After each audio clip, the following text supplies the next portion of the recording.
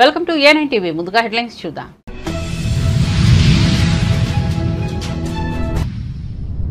Welcome to top headlines. Secunderabad లోని BJP సభ్యత్వ నమోదు మహోత్సవం కార్యశాల ప్రారంభమైంది. రాష్ట్ర అధ్యక్షుడు కేంద్ర మంత్రి కిషన్ రెడ్డి నేతృత్వంలో కార్యశాల జరుగుతోంది. ముఖ్య అతిథిగా పార్టీ జాతీయ కార్యదర్శి విజయ్ రహాత్కర్ హాజరయ్యారు. అలాగే కార్యశాలకు కేంద్ర మంత్రి బండి సంజయ్, అభయ్ పాటిల్, లక్ష్మణ్ తదితరులు పాల్గొన్నారు. ఈ సందర్భంగా కేంద్ర మంత్రి కిషన్ రెడ్డి మాట్లాడారు. కుటుంబ పార్టీలు అవినీతికి పాల్పడుతున్నాయని అన్నారు. బీజేపీ సిద్ధాంతపరంగా పనిచేస్తోందని తెలిపారు. క్రమం తప్పకుండా సభ్యత్వాలు నమోదు చేస్తున్నామని తెలిపారు. కార్యకర్తలు ఇష్టంతో సభ్యత్వాలు నమోదు చేయించాలని వివరించారు. దేశంలో అత్యధికంగా సభ్యత్వాలు ఉన్న పార్టీ బీజేపీ అని చెప్పారు. పార్టీ బలపడాలి అంటే సభ్యత్వ నమోదు విజయవంతం కావాలని రాష్ట్ర బీజేపీ కార్యదర్శి కిషన్ రెడ్డి సూచించారు. రాజకీయాల్లో పోటీతత్వం ఉన్న ప్రధానిగా మోదీ మూడోసారి గెలిచారని హర్షించారు. భవిష్యత్తులో తెలంగాణలో బీజేపీ అధికారంలోకి వస్తుందని ఆశాభావం వ్యక్తం చేశారు.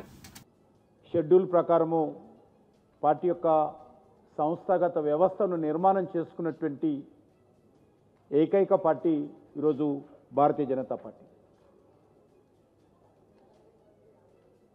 మిగతా పార్టీలలాగా కుటుంబాల కోసమో వ్యక్తుల కోసమో పనిచేసేటువంటి పార్టీ కాదు మనది. మన పార్టీ దేశం కోసం, సమాజం కోసం పనిచేసేటువంటి పార్టీ. ఇది కార్యకర్తల ఆధారంగా పనిచేసేటువంటి పార్టీ, పార్టీ సిద్ధాంతంగా ఆధారంగా పనిచేసేటువంటి పార్టీ.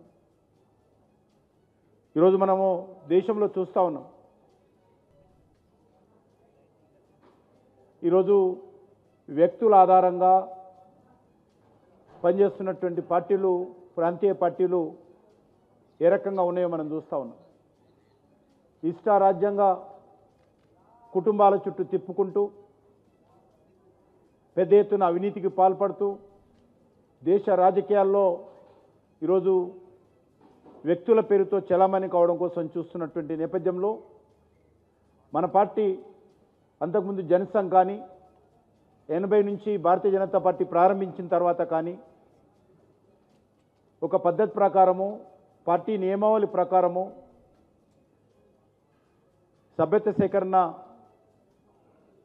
చేయడము, తర్వాత పోలింగ్ బూత్ స్థాయి కమిటీల నుంచి జాతీయ స్థాయి వరకు కూడా ఈరోజు కమిటీలు ఏర్పాటు చేసుకుంటున్నటువంటి పార్టీ భారతీయ జనతా పార్టీ.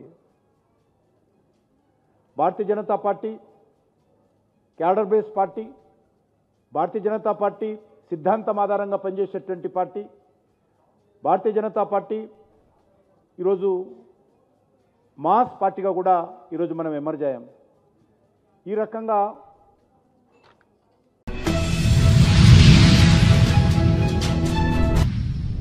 వైఎస్ఆర్సీపీ హయాంలో ప్రాజెక్టులను నిర్లక్ష్యం చేశారని మంత్రి ఆనం రామనారాయణ రెడ్డి విమర్శించారు. ప్రాజెక్టుల పనులు చేయకుండా నిలిపివేశారన్నారు. నెల్లూరులో ఎమ్మెల్యే కోటంరెడ్డి టీడీపీ నేతలతో కలిసి నిర్వహించిన మీడియా సమావేశంలో ఆయన మాట్లాడారు. ఇరిగేషన్ పై మాజీ సీఎం జగన్ కు చిత్తశుద్ది, అవగాహన లేదని మండిపడ్డారు. వైఎస్ఆర్సీపీ పాలనలో రైతులు నాశనమయ్యారన్నారు. ఈ జిల్లా రైతాంగానికి ఉపయోగపడతాయి, మీరు అందరూ రండి అని చెప్పి స్వయంగా ఆహ్వానం కూడా మీ అందరికి కూడా పంపడం జరిగింది. అంటే ఒక రాష్ట్ర ముఖ్యమంత్రి గారి ప్రాధాన్యత ఏ విధంగా ఉంటుందో మీరు ఆలోచించండి. గతంలో అదే ఈ రాష్ట్రంలో ముఖ్యమంత్రి గారు రావాలంటే తెరలు కట్టాలి, చెట్లు నరికేయాలి, అప్పుడు మాత్రమే ముఖ్యమంత్రి వచ్చి పోయాడనేటువంటిది మనకి తెలిసే అర్థం. ఇవాళ ఒక చెట్టు కాదు కదా, చిటారు కొమ్మను కూడా తొలగించిన దాఖలాలు సోమశిల ప్రాజెక్టులో చేయలేదు. మళ్ళీ ఈనాడు ఒక పాపులర్ చీఫ్ మినిస్టర్ వచ్చాడు. 164 శాసనసభ్యులు కలిగిన ముఖ్యమంత్రి, 97% ప్రజా అభిప్రాయం పొందినటువంటి ముఖ్యమంత్రి వస్తే చెట్టు ఆకు కూడా కదలనీయకుండా ఆయన ప్రయాణం సాగింది. ఎక్కడా తెరలు కట్టలేదు. అందరు శాసనసభ్యుల్ని బస్సులో ఎక్కించుకున్నాడు. అన్ని ప్రాజెక్టులకు సంబంధించినటువంటి వివరాలన్నీ తెలుసుకున్నారు. వచ్చి ఆ యొక్క గ్రామం, ఆ యొక్క మండలం, ఆ నియోజకవర్గం యొక్క ప్రజల నాడి కనుక్కోవడానికి ఒక చర్చా వేదికను కూడా పెట్టి బలవంతపు సమూహాలను ఏర్పాటు చేయడానికి వేల సంఖ్యలో నాకు జనం కావాలి, నేను మాత్రం చెర్ల మాటనే వస్తాను, జనాన్ని మీరు తోలండి, నేను మైక్లో ఉపన్యాసం చెప్తే అన్న ముఖ్యమంత్రి కాదు ఈ ముఖ్యమంత్రి. అది గత ప్రభుత్వంలో జగన్ రెడ్డి గారి కార్యక్రమం. ఇది ప్రజా అభిప్రాయం మీద పనిచేసే ముఖ్యమంత్రి చంద్రబాబు నాయుడు గారు అనేది ఇవాళ స్పష్టంగా మనకు కనపడింది. ప్రజల అవసరాలు తెలుసుకోవాలంటే ప్రజల మధ్యనే కూర్చోవాలి, చర్చా వేదికలో వాళ్ళ అవసరాలు తెలుసుకోవాలి, వాటిని పరిష్కరించాలి అన్నదే ఈనాటి మన ముఖ్యమంత్రి గారి ఆలోచన. ఆ ఆలోచనతోనే ఎటువంటి సమాచారం జిల్లా అధికార యంత్రాంగానికి ఇవ్వకుండా, అందులో సామాన్య ముఖ్యమంత్రి కాదు ఈయన, Z+ కేటగిరీ ఉన్నటువంటి ముఖ్యమంత్రి, టెర్రరిస్ట్ అటాకుల్లో బయటపడినటువంటి ముఖ్యమంత్రి, ఈ దేశంలో అత్యంత ప్రధానమైనటువంటి భద్రత కలిగినటువంటి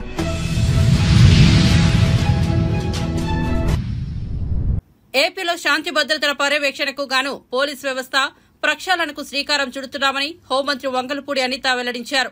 ముఖ్యంగా పోలీస్ స్టేషన్ల ఆధునీకరణ, సౌకర్యాల మెరుగు తదితర అంశాలకు ముఖ్యమంత్రి చంద్రబాబు సానుకూలత వ్యక్తం చేశారని తెలిపారు. బుధవారం హోంశాఖపై చంద్రబాబు సమీక్షా సమావేశాన్ని ఏర్పాటు చేశారు. ఈ సమావేశంలో మంత్రి అనితతో పాటు డీజీపీ ద్వారకా తిరుమలరావు తదితరులు పాల్గొన్నారు. ఈ సందర్భంగా సమీక్షలో తీసుకున్న నిర్ణయాలను హోంమంత్రి మీడియాకు వివరించారు. అంటే ఎందుకు ఈ మాట చెప్తున్నానంటే, as per supreme court guide lines ప్రకారం ప్రతి పోలీస్ స్టేషన్ దగ్గర 6 సీసీ కెమెరాలు పెట్టాలి. 6 సీసీ కెమెరాలకి సంబంధించిన బిల్స్ కూడా 5 సంవత్సరాలు ₹1 కూడా ఇవ్వలే. ఈ రోజుకి కూడా ఆ సీసీ కెమెరాస్ పనిచేస్తున్నాయా లేదా అని చూసుకునే నాదుడు కూడా 5 సంవత్సరాలు లేరు. ఇలాంటి ఆశ్చర్యకరమైన విషయాలన్నీ కూడా కొన్ని సందర్భాల్లో మనకు తెలియటం, మళ్ళా తిరిగి ఈరోజు బయటకు వచ్చి ఈరోజు జగన్మోహన్ రెడ్డి గారు బయటకు వచ్చి భద్రత గురించి, అదేవిధంగా ఉమెన్ సేఫ్టీ గురించి మాట్లాడటం, ఇవన్నీ చూస్తూ ఉంటే కంపారిజన్ కూడా తెలియాలనే ఉద్దేశంతో చాలా క్లియర్గా చెప్పడం జరుగుతుంది. ఈరోజు గౌరవ ముఖ్యమంత్రిగా చేసిన రివ్యూలో కూడా చాలా క్లియర్గా సుప్రీంకోర్టు గైడ్ లైన్స్ ప్రకారం పెట్టాల్సిన 6 సీసీ కెమెరాలకు సంబంధించిన ₹11 కోట్ల కూడా ఇమ్మీడియట్గా క్లియర్ చేయమని చెప్పి ఈరోజు గౌరవ ముఖ్యమంత్రి గారు ఆదేశాలు ఇవ్వడం జరిగింది. అదేవిధంగా మనకి యాన్యువల్ మెయింటెనెన్స్ ఛార్జెస్ ఉంటాయండి. ఆ మెయింటెనెన్స్ ఛార్జెస్ ఏంటంటే, ఈ ఫింగర్ ప్రింట్కి సంబంధించిన ఐడెంటిఫికేషన్ టూల్స్ మనకి యూటిలైజేషన్కి కానీ, అదేవిధంగా పామ్ ఐడెంటిఫికేషన్. ఇప్పుడు ఎక్కడైనా అర్ధరాత్రి బీట్కి వెళ్తారు పోలీసులు, ఎవడో మనకి అనుమానాస్పదంగా తిరుగుతుంటాడు, వాడికి ఇంతకుముందు క్రిమినల్ బ్యాక్గ్రౌండ్ ఉందా లేదా అని చెప్పుకోవడానికి మనం మళ్ళీ తీసుకొచ్చి క్రిమినల్ రికార్డ్స్ తీసుకునాల్సిన అవసరం ఉండేది కాదు. ఈవెన్ వాళ్ళ దగ్గర ఉన్న ఈ ఫింగర్ ప్రింట్ ఐడెంటిఫికేషన్ మిషనరీతోనే వెంటనే ఇమీడియట్గా వాడు అక్కడ ఫింగర్ ప్రింట్ వేస్తే వాడికి ఇంతకుముందు క్రిమినల్ బ్యాక్గ్రౌండ్ ఉందా లేదా అనేది చాలా క్లియర్గా అర్థమైపోయేది. ఇమీడియట్గా వాడికి ఆ క్రిమినల్ బ్యాక్గ్రౌండ్ ఉంది అనుకుంటే కనుక టక్మని తీసుకొని వచ్చి వాడి మీద కేసు పెట్టి యాక్షన్ తీసుకునే పరిస్థితి కూడా ఇంతకుముందు ఉండేది. సో లాస్ట్ 5 yearsలో ఆ ఫింగర్ ప్రింట్ ఐడెంటిఫికేషన్ అన్నది పూర్తిగా నిర్వీర్యం అయిపోయింది. అంటే వాళ్ళు ఏంటంటే, వాళ్ళ మినిమం మెయింటెనెన్స్ డబ్బులు కూడా ఆ రోజుల్లో ఇవ్వకపోవటం వల్ల ఈవెన్ ట్రాఫిక్ చలానాల్స్ కానీ, అంటే ఎక్కడైనా ఈ పామ్ ఐడెంటిఫికేషన్స్ కానీ, ఈవెన్ గంజా ఐడెంటిఫికేషన్ టూల్స్ కానీ, వీటన్నిటికీ కూడా మెయింటెనెన్స్ ఇంతకు ముందు ఉండేది. ఆ మెయింటెనెన్స్ అంతా కూడా 5 సంవత్సరాలు పోవటం వల్ల అవన్నీ కూడా మూలన పడిపోయిన పరిస్థితి. మళ్ళీ వాటన్నిటినీ కూడా ఈరోజు రీస్టోర్ చేసి, వాటన్నిటికీ కూడా ఏదైతే వాళ్ళు ఛార్జెస్ ఉన్నాయో ₹10 కోట్ల, ఆ ₹10 కోట్ల కూడా ఈరోజు ఇమీడియట్గా రిలీజ్ చేసి వాటన్నిటినీ కూడా మళ్ళీ లైవ్లోకి తీసుకొచ్చి, ఏదైతే ఫింగర్ ప్రింట్ ఐడెంటిఫికేషన్ అవన్నీ కూడా మళ్ళా పోలీసులకు అందుబాటులో తీసుకొచ్చి, ఎక్కడైతే నేరాలు జరుగుతాయో, అనుమానాస్పదంగా తిరుగుతారో ఆ క్రిమినల్స్ పట్టుకునే విషయంలో వాళ్ళకి కూడా ఒక మంచి ఆపర్చునిటీ కింద ఇది కూడా భావించుకోవాలి మనం. అదేవిధంగా మీకు చెప్పాను, ఇంతకుముందు మనకేంటంటే 15,000 సీసీ కెమెరాస్ మనకి ఇంతకుముందు ఉండేవి. ఆ సీసీ బీఆర్ఎస్ వర్కింగ్ ప్రెసిడెంట్ మాజీ మంత్రి కేటీఆర్ పై మంత్రి కోమిటిరెడ్డి వెంకటరెడ్డి కీలక వ్యాఖ్యలు చేశారు. బుధవారం ఆయన మీడియాతో మాట్లాడుతూ, నిబంధనలకు వ్యతిరేకంగా నిర్మించిన భవనాలే హైడ్రా కూల్చుతోందని అన్నారు. నిబంధనలకు విరుద్దంగా ఉంటే జన్వాడ ఫామ్ హౌస్ ను సైతం కూల్చివేస్తారు, అందులో ఎలాంటి అనుమానం అవసరం లేదని అన్నారు. అక్రమంగా జన్వాడలో కేటీఆర్ ఫామ్ హౌస్ నిర్మించారని మండిపడ్డారు. బీఆర్ఎస్ బీజేపీ రెండు ఒకటేనని, ఇక నుంచి బీఆర్ఎస్ ను కూడా బీజేపీనే అని పిలవాలని ఎద్దేవా చేశారు. అతి త్వరలోనే బీజేపీలో బీఆర్ఎస్ విలీనం కాబోతోందని అన్నారు. కేటీఆర్ ను చూస్తే జాలి వేస్తోందని విమర్శించారు. మళ్లీ తామే అధికారంలోకి వస్తామని కేటీఆర్ మాట్లాడుతుంటే నవ్వొస్తోందని ఎద్దేవా చేశారు. రేపటి బీఆర్ఎస్ ధర్నాకు 1000 మంది కూడా రారని అన్నారు. అదే పెద్ద విషయం. బీఆర్ఎస్ బీజేపీలో కలిసింది అదొక న్యూస్. మీకు అభిషేక్ అడ్వకేట్ పైసలు ఓరిస్తానికి పోతారు, అదే ఉంది సార్. ముఖ్యంగా విగ్రహం సంబంధించి ఇటు బీజేపీ వాళ్ళు వస్తే వాజ్పేయి విగ్రహం పెడతామని చెప్పి సచివాలయం ముందు బండి సంజయ్ మంచి సర్కిల్ చూసుకొని పెట్టామని వాజ్పేయి మీకు మంచి లీడర్ మీకు ఏమంటారు సార్ కేటీఆర్ చెత్త చెదాన్ని తీసేస్తా అని చెప్పి రాజీవ్ గారిని టచ్ చేస్తే టచ్ చేసిండో లేదో ఒకటే నిమిషంలో టీఆర్ఎస్ ఆఫీసు మొత్తం పునాదులతో లేచిపోతుంది. పునాదులు ఉండదు, వాళ్ళు కట్టుకున్న బంగాలు ఉండవు, వాళ్ళు కట్టుకున్న ఫామ్ హౌస్లు ఉండదు.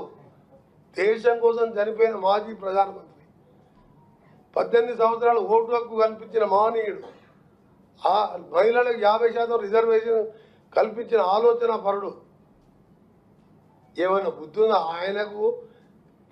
రాజీవ్ గాంధీకి వీళ్ళకి ఏమైనా పోలికుందా? ఆయన విగ్రహం టచ్ చేస్తావు. కేటీఆర్ ఎంత దమ్ముండాలి నీకు? మాట్లాడడానికి ఎంత ధైర్యం నీకు? ఏం మాట్లాడుతున్నారు సార్? కేటీఆర్కి ఫామ్ హౌస్ ఉందన్నారు, అది కూల్ చేస్తారా సార్? కేటీఆర్కి జన్వాడలో ఫామ్ హౌస్ ఉంది, మీరు స్వయంగా వెళ్ళి చూసి వచ్చాను అన్నారు కదా, అది అంటే హైడ్రా అదే ఇప్పుడు హైడ్రా చర్యలు తీసుకుంటుంది కదా, ఇప్పుడు కూల్చే అవకాశాలు ఉన్నాయి. వస్తే చర్యలు తీసుకుంటారా లేదా హైడ్రా కమిషనర్, హైడ్రా కమిటీ నిర్ణయిస్తుంది. నేను సంబంధిత శాఖ మంత్రిని కాదు. లేదంటే చూసి వచ్చినా అని చెప్పినా మీరు కూడా పోయిరారని చెప్తున్నాను. అప్పటికి రేవంత్ రెడ్డి గారు మీరు పోయింది అదే కేసు అయింది కదా. హైడ్రా విషయం వేరు, ఆయన మాట్లాడుతున్న వాళ్ళకున్న వీళ్ళకు అంటే అది చట్టప్రకారం అదొక ఇండివిజువల్ బాడీ, వాళ్ళ పని వాళ్ళు చేసుకుంటూ పోతారు. ఆయన ఏదో స్టేట్మెంట్ ఇచ్చినని మా వాళ్ళు చెప్తే అయినా మా డిబేట్ కావద్దు, మీరు రోడ్సే ప్లీజ్. ఎందుకంటే రన్నా యు ఆర్ రాంగ్. పిఆర్ఓ పిలిచేది అంటే ఎందుకంటే సబ్జెక్ట్ వేరే కావాలని చెప్పిండు. మిక్స్ అయితే కదిస్తాడు, దాంతో నాకేం సంబంధం? నీ తినలేదు తిప్పలేదు వాడు. రెస్పెక్ట్.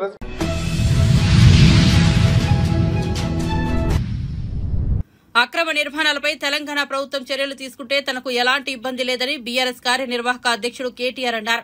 తన పేరు మీద ఎలాంటి ఫామ్ హౌస్ లేదని చెప్పారు. తెలంగాణ భవన్లో నిర్వహించిన మీడియా సమావేశంలో ఆయన మాట్లాడారు. తప్పు తాను చేసినా, కాంగ్రెస్ వారు చేసినా చర్యలు తీసుకోవాల్సిందేనన్నారు. తన మిత్రుడికి ఉన్న ఫామ్ హౌస్ ను లీజుకు తీసుకున్నారని ఆయన చెప్పారు. తప్పు ఉండి దానిని కూల్చివేస్తే తనకు ఎలాంటి ఇబ్బంది లేదన్నారు. ఎఫ్టీఎల్ బఫన్ జోర్లో ఉంటే తానే కూల్చివేస్తానని స్పష్టం చేశారు. ఎఫ్టీఎల్లో నేను ఒకటే చెప్తా ఉన్నా, నాకంటూ ఏ ఫామ్ హౌజు లేదు, స్పష్టంగా చెప్తా ఉన్నా. నా మిత్రుడు ఒక ఆయనకి ఫామ్ హౌస్ ఉంటే నేను లీజ్ మీద తీసుకున్న మాట వాస్తవం. ఒక 7-8 ఏళ్ళ నుంచి లీజ్ మీద ఉన్నమాట వాస్తవం.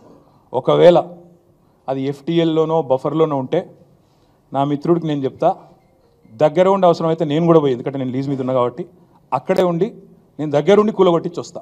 ఒకవేళ అందులో ఏమైనా తప్పు ఉంటే ఎఫ్టీఎల్లో బఫర్లో ఉంటే నేనే దగ్గరుండి కూలగొట్టించి వస్తా. కానీ నేను కాంగ్రెస్ ప్రభుత్వాన్ని ఒక మాట అడుగుతా ఉన్నా, సరే ఇలా ఏమైనా తప్పు ఉంటే కూలగొట్టరు, నో ప్రాబ్లం, కూలగొట్టండి, దానిలో నష్టమేం లేదు, వెల్కమ్. మంచి జరుగుతున్నప్పుడు అందరం ఆహ్వానించాల్సింది. కానీ నేరుగా అక్కడి నుంచి బయలుదేరి నాతో పాటు రండి మంత్రులు, పెద్ద పెద్ద కాంగ్రెస్ లీడర్లు, ఎఫ్టీఎల్లలో బఫర్లలో కట్టిన రాజభవనాలు నేను కూడా తీసుకొని మీ అందరం కలిసిపోదాం. నాతో పాటు మీరు కూడా రండి మీడియా, నేను దగ్గర నుండి తీసుకొని పోతా. నిన్న మొన్నటి నుంచి నేను కూడా చూస్తూ ఉన్నా సోషల్ మీడియాలో ఎట్లా బ్రహ్మాండంగా జూములు పెట్టి మరీ తీసినారు. గూగుల్ ఎర్త్తో అది గూగుల్ మ్యాప్స్ ఏందో కానీ చాలా చక్కగా పెద్ద పెద్ద కాంగ్రెస్ నాయకులు పేర్లు చెప్పమంటారా? రెవెన్యూ మంత్రి గారు పొంగులేటి శ్రీనివాసరెడ్డి గారు, తర్వాత కేవీపీ రామచంద్రరావు గారు, ఆ తర్వాత పట్నం మహేందర్ రెడ్డి గారు ఎఫ్టీఎల్లో, తర్వాత సుఖేందర్ రెడ్డి గారు కౌన్సిల్ చైర్మన్ గారు, తర్వాత మన ఉన్నారు మధు యాష్కి గారు, ఇంకా చాలామంది ఉన్నారు. ఇంకొకటి కూడా ఉంది, రేవంత్ రెడ్డి గారిది కూడా ఏడుందో నేను చూపెడతాను మీకు. మీరు వస్తా అంటే రేవంత్ రెడ్డి వ్యవహారం కూడా చూపెడతా. ఎక్కడుందో మీకు శాటిలైట్ మ్యాప్లు పంపుతా, చూసుకోండి. నేనేమంటున్నా అంటే ఐ వెల్కమ్. ఎక్కడ నా పేరు మీద ఏదో మీడియాలో ఏదో వేసేసి ఏదో జరిగిపోయింది, ఏమో అయిపోతుంది, ఆడేమైనా తప్పుంటే కొట్టండి, నేను ఎందుకు వద్దంట. వెల్కమ్. నా పేరు మీద ఏ ప్రాపర్టీ లేదు, లీజ్ మీద నేను ఉన్నాను. మా ఫ్రెండ్ నన్ను తిట్టుకుంటాడు కావచ్చు ఈ మాట చెప్పినందుకు, ఇంతెందుకు మాట్లాడినారో నాయన నువ్వు అని, జీవితాంతం తిడతాడు కావచ్చు, పర్వాలేదు. నేను తప్పు జరిగితే దాన్ని కూల్చడంలో నేను దగ్గరుండి సహకరిస్తా. ఆడికెళ్ళి అట్లే కలిసిపోదాం. అదే హైడ్రానో అమీబానో ఏదో ఉంది కదా, దాన్ని తీసుకొని ఆడికెళ్ళే పోదాం. పోయి సీదా మనం పొంగులేటి శ్రీనివాసరెడ్డి గారితో మొదలు పెడదాం. ఎందుకంటే మంత్రి గారు కదా, వాళ్ళ తమ్ముడు కూడా అక్కడే ఉన్నాడు ఎఫ్టీఎల్లో. కూలగొడదాం, చలో ఒకటే రోజు మనందరం ప్రజలకు పారదర్శకంగా ముందుండి నిలబడదాం. మీరు మేము నాకు ఎలాంటి ఇబ్బంది లేదు, ఎలాంటి అభ్యంతరం లేదు. If they want to take some action, let them take.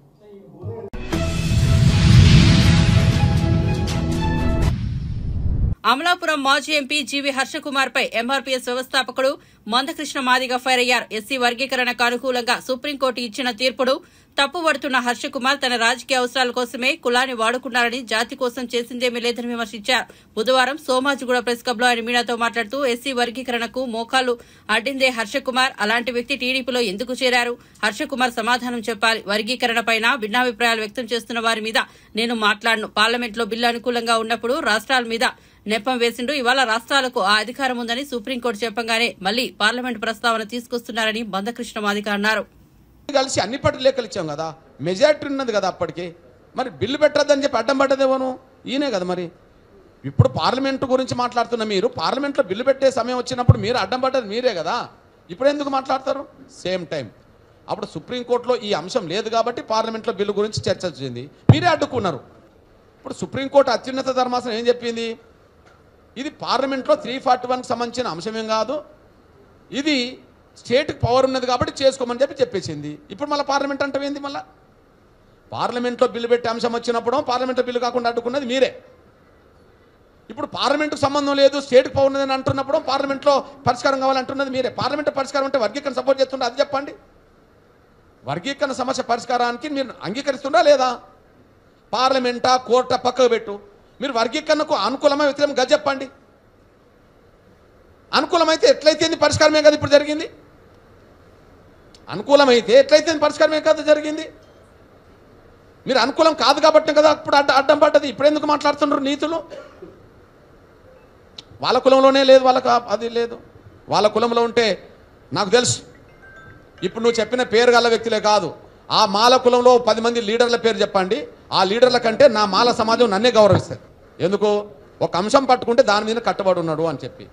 కానీ వీళ్ళు అట్లా కాదు కదా. వాళ్ళ అవసరం కోసం, ఇప్పుడు ఉదాహరణగా చెప్తున్నాను నేను, ఇప్పుడు ఎస్సీ వర్గీకరణ వ్యతిరేకిస్తాం అన్నాడు అంతే కదా. మరి ఎస్సీ వర్గీకరణ చేసిన చంద్రబాబు పార్టీలో ఎందుకు పోయినావు? ఎస్సీ వర్గీకరణ చేసింది ఎవరు ముందు? చంద్రబాబు నాయుడు గారు. మరి చంద్రబాబు నాయుడు పార్టీలో నువ్వు ఎట్లా పోయినావు? ఆత్మవంచన చేసుకొని. అందువల్ల వాళ్ళకి విలువ లేదమ్మా. ఎందుకు?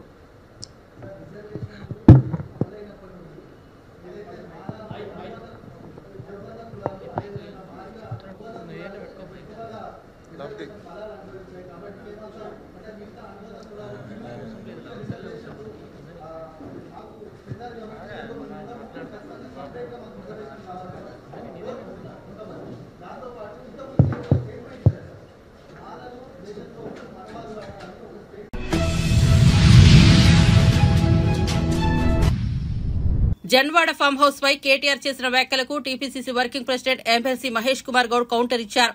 గాంధీ భవన్ లో ఆయన మాట్లాడుతూ జన్వాడ భూములని కేటీఆర్వేనని ఎలాంటి సందేహం లేదన్నారు. నాలాలన్నీ కూలగొట్టి కేటీఆర్ ఫామ్ హౌస్ కట్టాడని ఆరోపించారు.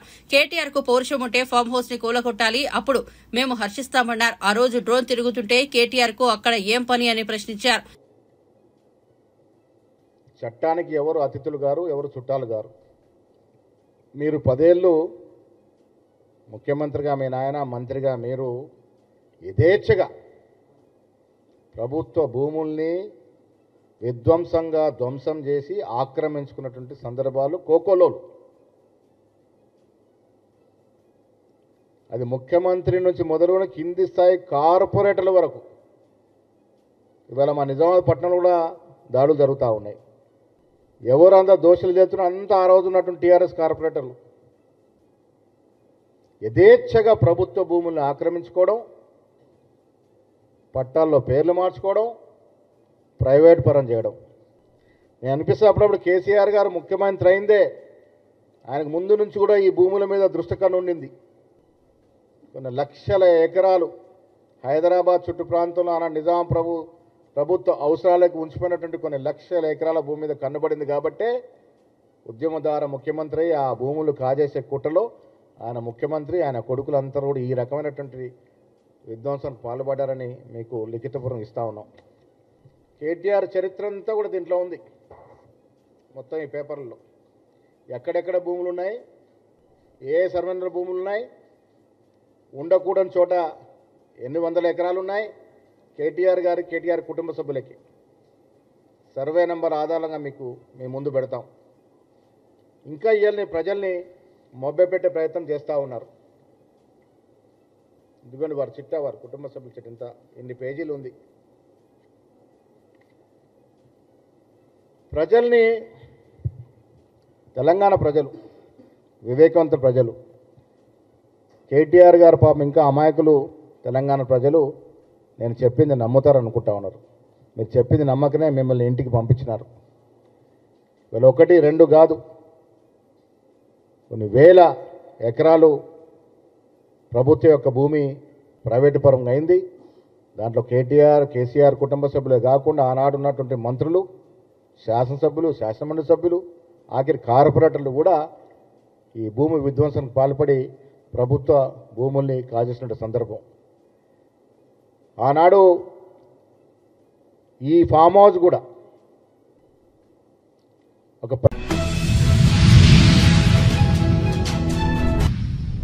కరీంనగర్ పార్లమెంట్ నియోజకవర్గాన్ని అన్ని రంగాల్లో అభివృద్ది చేయడమే తన లక్ష్యమని, తనను గెలిపించిన కరీంనగర్ పార్లమెంట్ ప్రజలకు సేవ చేసేందుకు కష్టపడి చేస్తున్నారని కేంద్ర హోంశాఖ సహాయ మంత్రి బండి సంజయ్ వెల్లడించారు. కరీంనగర్ జిల్లా కలెక్టరేట్లో వివిధ శాఖల హెచ్ఓడీలతో మంగళవారం ఆయన ఇంటరాక్షన్ సమావేశం నిర్వహించారు. కేంద్ర మంత్రిగా బాధ్యతలు చేపట్టాక తొలిసారి కలెక్టరేట్కు వచ్చిన సంజయ్ కి కలెక్టర్ పమేలా సత్పతి సహా ఇతర అధికారులు స్వాగతం పలికారు. ఈ సందర్భంగా శాఖల వారీగా కేంద్ర ప్రభుత్వం అందిస్తున్న నిధులు, పథకాలు అమలు తీరుపై అడిగి తెలుసుకున్నారు.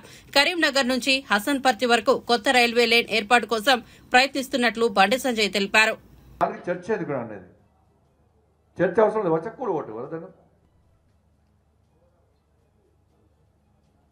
ఇప్పుడు మాకున్నది వాజ్పేయి గారి విగ్రహం పెట్టాలని మాకు కూడా ఉంది, కానీ ఇప్పుడు చర్చ పెడతలే మేము.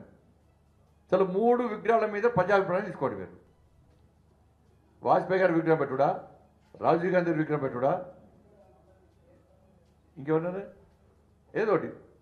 కానీ మేము అంటున్నాం అది మేము చర్చ జరుపుతున్నామా? కేసీఆర్ బతికేవాడు కాదు పాపం, నేను బతకాల పాపం, ఆయన 2 రోజులు బతకాల మేము కోరుకుంటున్నాం. వ్యక్తి తెలంగాణ మనోడు మర్చిపోయానండి. కాబట్టి నేను చర్చ తీసుకొస్తలేను, విగ్రహాల చర్చ నేను వాజ్పేయి గారిది పెట్టాలన్నా లేకుంటే ఇంకోటి పెట్టాలని చర్చ తీసుకొస్తాను. ఆ చర్చ వద్దు అంటుండే నేను. 6 గ్యారెంటీల చర్చ జరగాలని నేను అంటున్నాను. బట్ దీన్ని డైవర్ట్ చేసే ప్రయత్నం చేయదు. టీవీలలో కూడా డిబేట్ కూడా దాని మీద జరగాలి.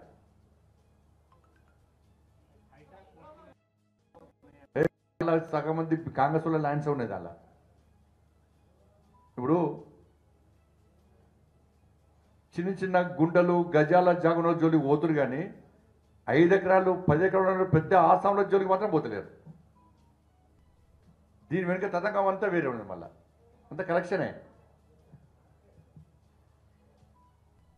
దాని కాంగ్రెస్ వాళ్ళు ఉన్నది, బీఆర్ఎస్ ఉన్నది, మళ్ళీ కాంప్రమైజ్ అవుతారు వాళ్ళు. ఇచ్చి పుచ్చుకునే ధోరణి మీరు, అది ఇచ్చి పుచ్చుకునే ధోరణి. కాబట్టి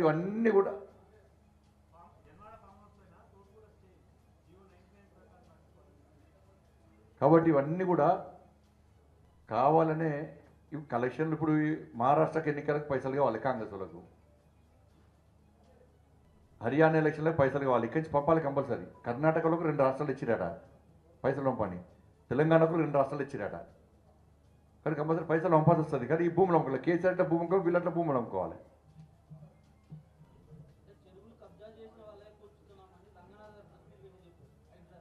ప్రెస్ మీట్ ఆ రంగనాథ్ సార్ నామే కూడా పెట్టిండు ఒకసారి.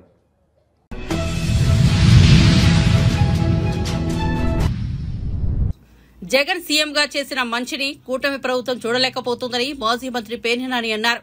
ఏపీలోని తాడేపల్లిలో ఆయన మీడియాతో మాట్లాడుతూ ప్రజల బోగోగులు వదిలేసి జగన్ పై అభాండాలు వేస్తున్నారని చెప్పారు. 3.63 కోట్లతో ఎగ్ పఫ్లు తిన్నారని, తప్పుడు పోస్టులు పెట్టారని తెలిపారు. ఆంధ్రప్రదేశ్ ప్రభుత్వం ఇప్పుడు చంద్రబాబు నాయుడు కూటమి చేతిలో ఉందని, జీఏడీ డిపార్ట్మెంట్ పేరు పెట్టి ఆ పోస్టులు పెట్టించారని పేర్ని నాని అన్నారు. చంద్రబాబుకు చిత్తశుద్ది ఉంటే ఆ లెక్కలు బయట పెట్టాలని, జీఏడీ చంద్రబాబు చేతిలో ఉందిగా అని చెప్పారు. జగన్ గవర్నమెంట్ లో అలాంటి తప్పులు పనులు చేయలేదని, చంద్రబాబు హయాంలో బల్లులు, బొద్దింకలు, ఎలుకలను పట్టుకునేందుకు కోట్ల రూపాయలు చెల్లించారని, ఆ ఘనత చంద్రబాబు ప్రభుత్వానిదేనని అన్నారు.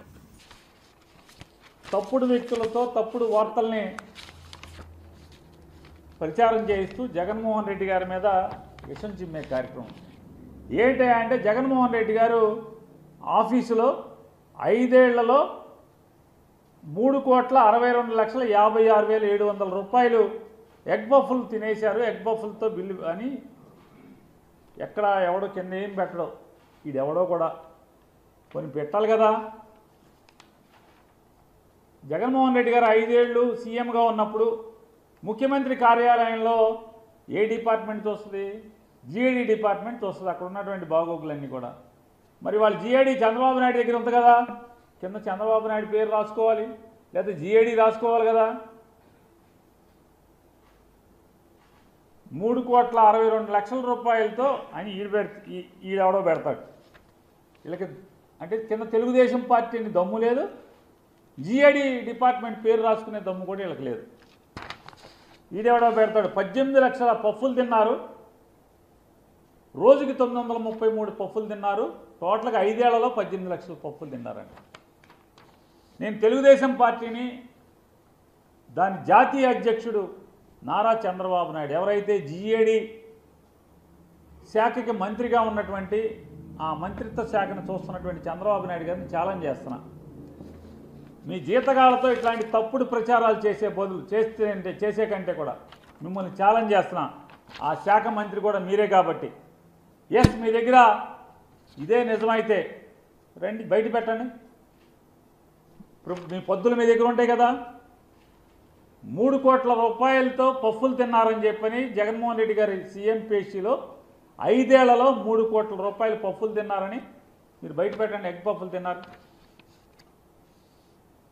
మీలో నిజాయితీ ఉంటే, మీలో చిత్తశుద్ధి ఉంటే, నిజంగా చిత్తశుద్ధితో కూడినటువంటి నీతివంతమైన రాజకీయాలు మీరు చేస్తుంటే ఈ తప్పుడు వార్తలు కాదు. మీరు జిఐడి మంత్రి హోదాలో ఒక్క ఆధారం అన్నా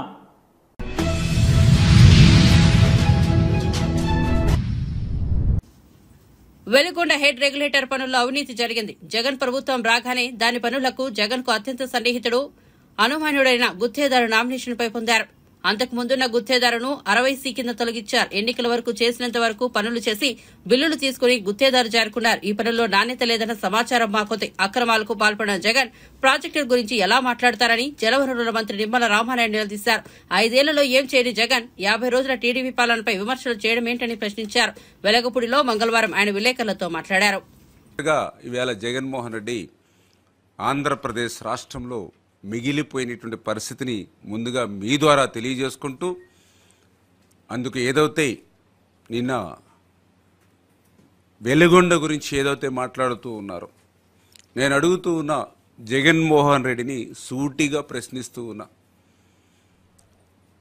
వెలుగొండ ప్రాజెక్టుకు సంబంధించి మీరు చెప్పినటువంటి మాటలు ఏవైతే అసత్యాలు ఏవైతే ఉన్నాయో వాటి మీద అడుగుతూ ఉన్నా.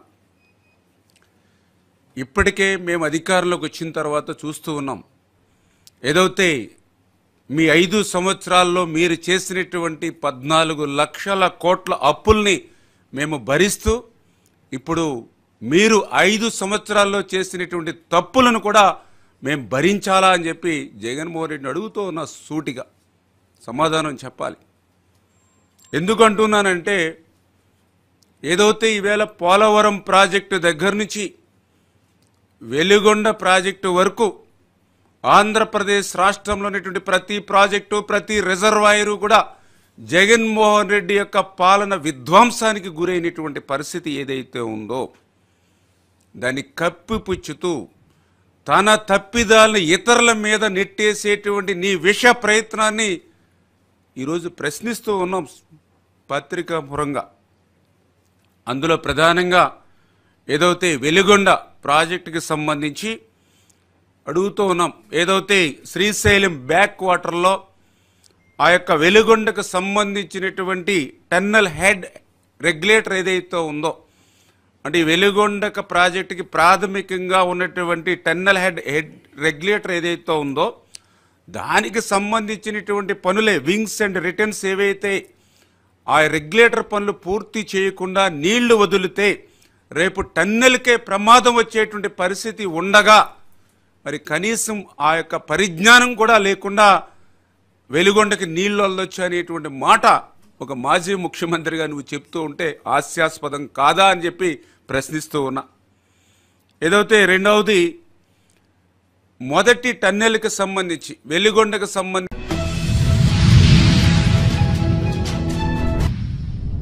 మరిన్ని అప్డేట్స్ కోసం చూస్తూనే ఉండండి A9 TV.